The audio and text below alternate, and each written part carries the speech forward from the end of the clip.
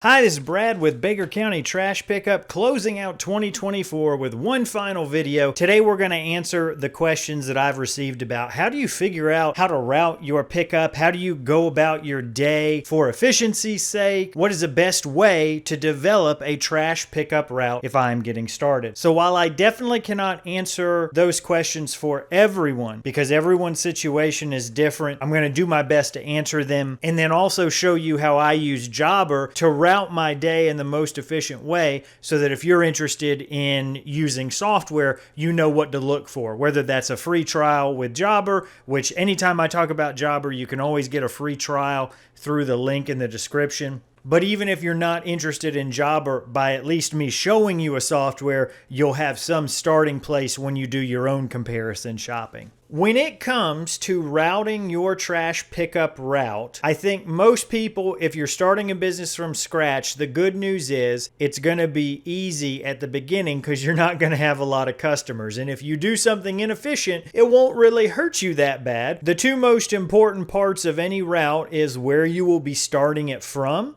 That might be your home if you're just in a pickup truck and trailer. Maybe it's a storage facility where you store your truck and trailer. I think for most folks, if they're starting out, though, it's going to be home. Then the final point of your route should be your landfill or your transfer station, wherever it is that you are dumping that trash that you're picking up. The third thing that's going to come into play is where most of your customers are. If you live 10 miles to the north of your customers, and your landfill is 10 miles to the south of your customers, then that makes it easy. You drive south and start picking up your route in the most efficient manner. And when you're done, you drive south and go to the landfill and empty, and then you just drive north back home. If you are in the middle of your route, kind of like what we have, then you might want to try and build as close to a circle for your route as you can get. And hopefully the landfill is at the end of that circle. That's kind of the situation we have where we are in the middle of our service area and our landfill is to the southeast. My wife and I drive around in kind of a circle-ish shape, and at the end of that circle, we then head to the landfill. If you are right next to your landfill, but your clients are somewhere else, you'll have to go out to them and then come back to them. So it just depends on your own circumstances.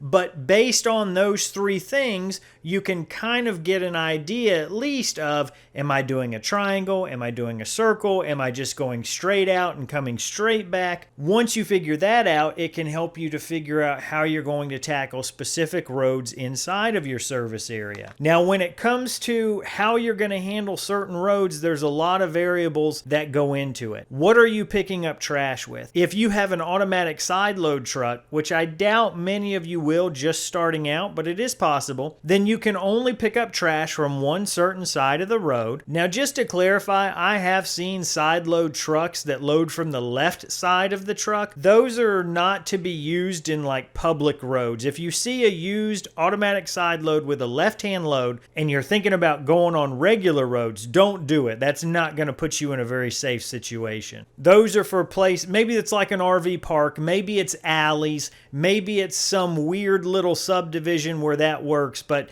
I can almost guarantee you those are not meant to be used on regular public roads that you'll find in most places. But if you are picking up with a truck, a trailer, a rear load garbage truck, then it doesn't matter what side of the road you pick up on, aside from safety. If you are on a road where the speed limit is 55 miles an hour and you're trying to pick up trash on the opposite side of the road and you're parking in the road to do that, that's probably not a smart idea. That's going to be one you either want to pull into their driveway, that's what we do on a lot of roads like that, or you find a way to just hit it on the right-hand side of the road going and then coming back. That doesn't always work if you're trying to build a circular route because that means then that you're backtracking at some point. And if you can ever avoid backtracking on your route, That's what you want, because ultimately it's just going to lead to wasted time. Sometimes you might have to backtrack. If you've got customers on both sides of a divided highway, there's not really any way around it if you have to service that entire road before you move on to the next section of your route. If, however, you are in, let's say, a residential neighborhood where the posted speed limit is 15 miles an hour and you don't really experience any through traffic, you're going to get a lot of people who tell you, no, you still shouldn't pick up on the other side of the road, but that's absolutely what's going to happen.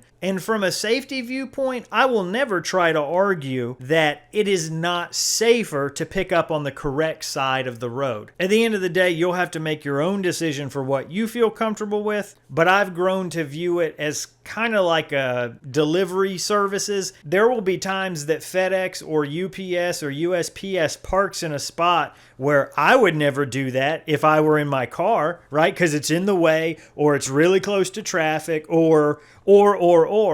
But they've got a job to do, and if they try and find the correct parking space or the right place that's the most safe that it could be, they never get done with their work during a day. So you got to draw the line somewhere. I'll leave it up to you to draw that line for yourself. Another consideration is going to be, what time of day will you be near each road? If you're working on a road that is a corridor for an interstate, you might have very busy morning and evening traffic on it. And so to do it safely, to service that road safely, you say, we're going to make sure that we hit this one around lunchtime. You might have to restructure your entire route to make sure that that's possible, but it may be worth doing, especially if any other time of day is going to put you in an unsafe circumstance for getting that trash. Now, if you want technology to help you out, here's the way that I use Jobber. We have an app on our phone that we mount in the Isuzu. It's front and center. And it tells Kendall, my wife, who drives for me, what the next stop is. She taps on that stop. She completes that stop. We get a GPS log of where we are and when we complete that job. That way, if a customer ever says, hey, you didn't come get my can, we can say, well, here's the GPS log. We were there from 7:28 to 7:29 and there was no can out. Then you mark it complete and you go to the next job, and all through the day it will just show you what the next stop is. It makes it absolutely idiot proof. You don't have to worry about printing off an Excel spreadsheet with 150 names on it or 700 or however many customers you have. Now it does work, right? Because trash companies have been around much longer than software ever existed. So I'm not saying you can't do it, but what I am saying is there will come a point in your life, in your business, where your time and your enjoyment of life is worth more than the money you'll pay for software. And that's when you'll start looking and realizing, all right, I need something to help me do this so I don't have to do it manually. When it comes to building a route, it's also very easy. Jobber will save a master route that I have built. And when it comes time to add a new customer, all I have to do is click the spot right before I want to add them. Then I click them, and Jobber then knows, okay, after this visit, we've got our new customer, and then our route continues on as normal. And it really only takes a few clicks to onboard someone into that route, and then it will adjust those weekly trash pickup visits moving forward so they're always included in it. The other thing that software will allow you to do is make sure that the only people you're picking up are ones who have active jobs. If you're doing it pen and paper, and someone's got a list that they're working off of week after week, if that list doesn't get updated, maybe they're picking up trash for somebody who hasn't paid in a month, in 2 months, in 3 months, and no one has told that employee, hey, stop picking up. Or maybe they did, but on a list of 1,000 people, maybe it was on page 9 of 12 and they weren't paying any attention to it. So there's a lot of arguments to be had for incorporating software in your home service business. At what point that's going to make sense for you is only for you to decide.